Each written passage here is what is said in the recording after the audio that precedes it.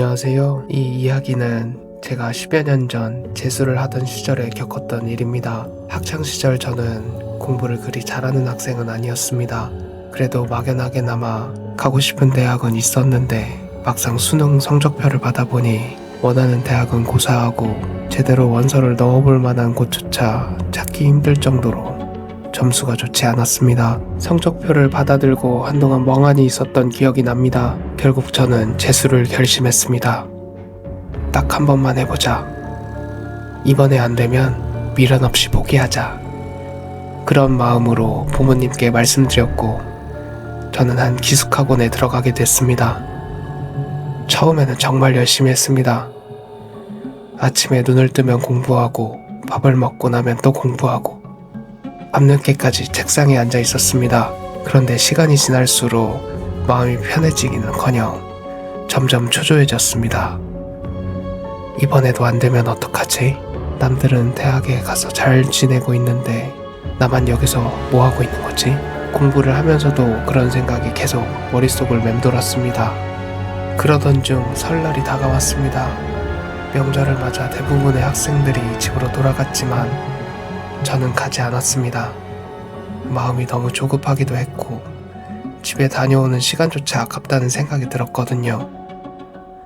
남들 쉴 때 조금이라도 더 해야지. 그런 마음으로 학원에 남았습니다. 명절이라 그런지 평소 시끄럽던 기숙학원은 정말 조용했습니다. 또를 돌아다니는 사람도 거의 없었고 자습실에서도 학생들이 보이지 않았습니다. 처음에는 오히려 좋았습니다. 와, 조용해서 공부하기 딱 좋네.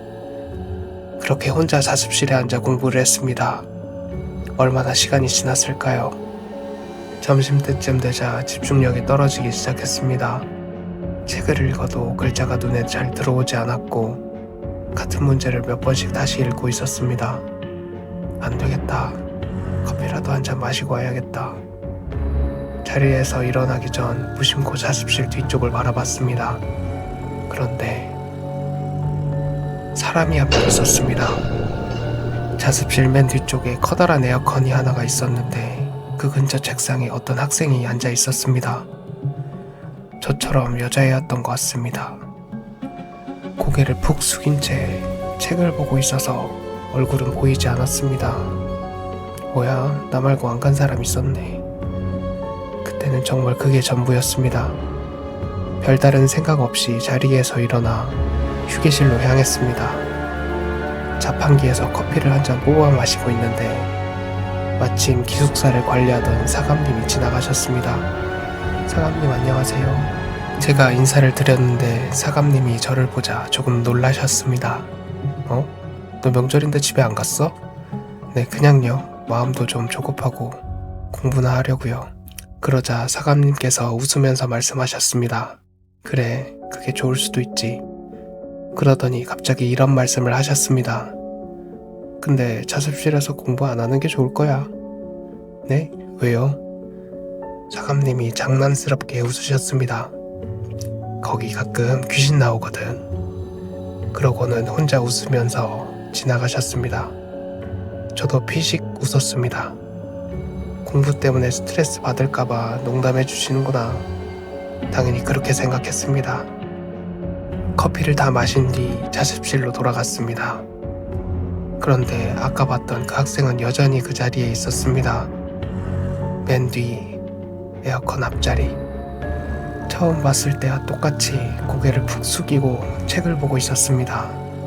진짜 열심히 하네. 저는 제자리로 돌아가면서 속으로 생각했습니다. 그래, 나도 저렇게 해야지. 이번에는 꼭 대학 가서 여기서 탈출하자. 다시 책상에 앉아 펜을 잡았습니다. 그런데 이상하게도 갑자기 공부가 너무 하기 싫어졌습니다.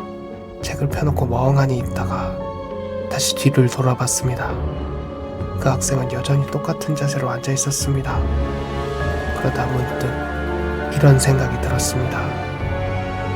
어차피 둘밖에 없는 것 같은데 말이라도 한번 걸까? 같은 재수생이니까 잠깐이라도 이야기하면 기분이 조금 풀릴 것 같았습니다. 저는 자리에서 일어나 그 학생에게 다가갔습니다. 그런데 몇 걸음 걷다 보니 이상한 느낌이 들었습니다.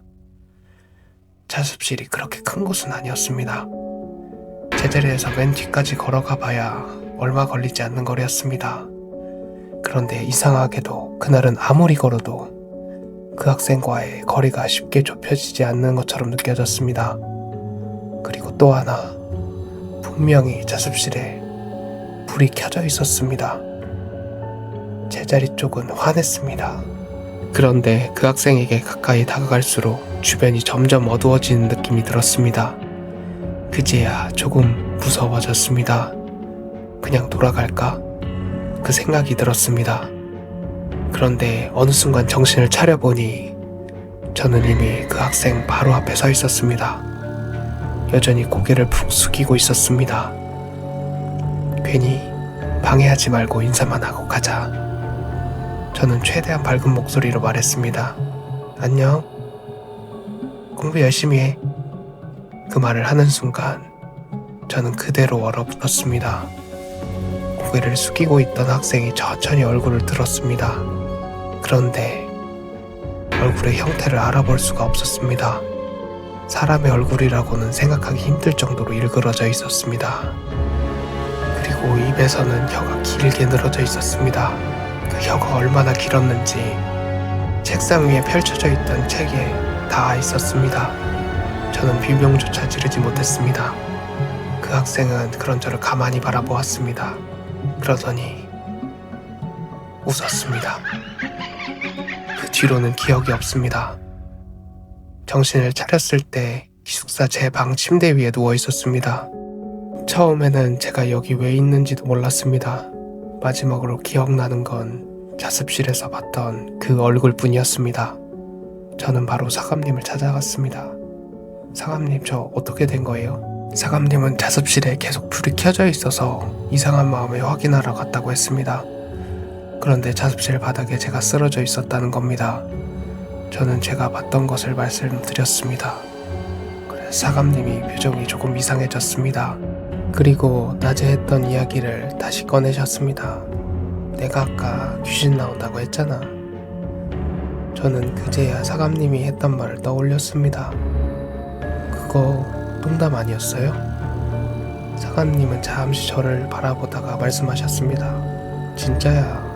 예전부터 그 자습실에서 이상한 것을 봤다는 학생들이 종종 있었다고 했습니다. 그리고 목격한 학생들의 이야기하는 귀신의 모습도 이상할 정도로 비슷했다고 합니다. 고개를 숙이고 있는 여자의 형태를 알아보기 힘든 얼굴, 그리고 비정상적으로 긴 혀, 그것과 눈이 마주친 학생들 대부분 저처럼 정신을 잃었다고 했습니다. 그러면서도 사감님은 너무 신경 쓰지 말라고 하셨습니다. 공부한다고 몸이 너무 허해져서 그런 걸 수도 있어. 잘 먹고 푹 자. 저도 그렇게 믿고 싶었습니다.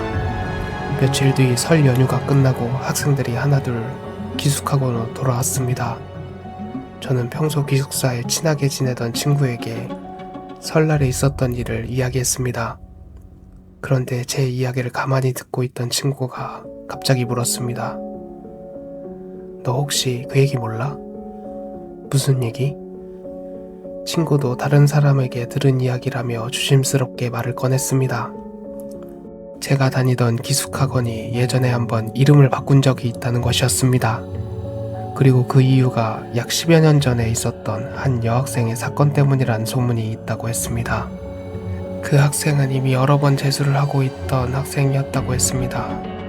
삼수 끝에 자신이 원하는 대학에 합격했지만 부모님은 그 대학이 마음에 들지 않았다고 합니다. 부모님이 원하는 대학에 가지 못했다는 이유로 다시 한번 수능을 보라고 했고, 결국 그 학생은 자신의 뜻과 상관없이 다시 기숙학원으로 보내졌다고 합니다. 친구들에게 들은 이야기로는 집에서도 심한 압박과 학대를 받았다고 했습니다. 몇 년 동안 이어진 입시 생활과 부모님의 압박 때문이었는지 그 학생은 점점 정신적으로 힘들어했다고 합니다. 그러던 어느 날 아무도 없는 자습실에서 그 여학생이 숨진 채 발견됐다고 합니다. 그 사건 이후로 학원은 이름을 바꿨고 시간이 지나면서 사건도 점점 잊혀졌지만 학생들 사이에서는 이상한 소문 하나가 계속 이어지고 있다고 했습니다. 자습실에 혼자 남아 공부하고 있으면 가끔 어떤 여학생이 나타난다. 항상 자습실 구석에 앉아 고개를 숙이고 공부하는 것처럼 보인다고 합니다. 그리고 호기심에 가까이 다가가 얼굴을 본 학생들은 하나같이 똑같은 말을 했다고 합니다. 혀가 비정상적으로 길었다고. 친구의 이야기를 듣는 순간 온몸에 소름이 돋았습니다. 설날, 아무도 없던 자습실 맨 뒤, 에어컨 앞에 앉아 고개를 숙이고 있던 그 여학생, 그리고 제가 말을 걸었을 때 천천히 고개를 들며 웃었던 얼굴. 지금도 가끔 그때 일을 떠올립니다. 제가 그날 봤던 것은 단순히 공부에 지쳐서 본 환상이었을까요? 아니면 정말로 10여 년 전 그 자습실에서 세상을 떠났다는 그 여학생이었던 걸까요?